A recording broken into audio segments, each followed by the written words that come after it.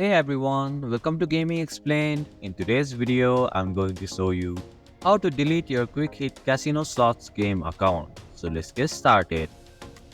First, open the quick hit casino slots game. Tap on the settings icon from the top right corner of your screen. In the settings menu, you will find the delete account option. Simply tap on the trash can icon right beside it.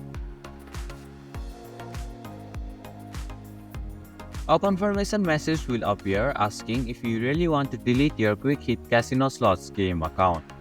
Tap on the delete option to proceed.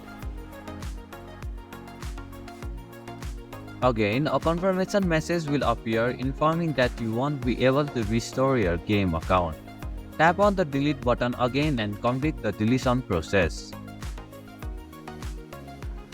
And this is how you can delete your quick hit casino slots game account.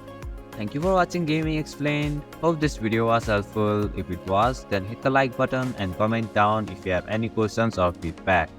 Also, if you are new to our channel, please subscribe and hit the bell icon so that you don't miss our upcoming videos.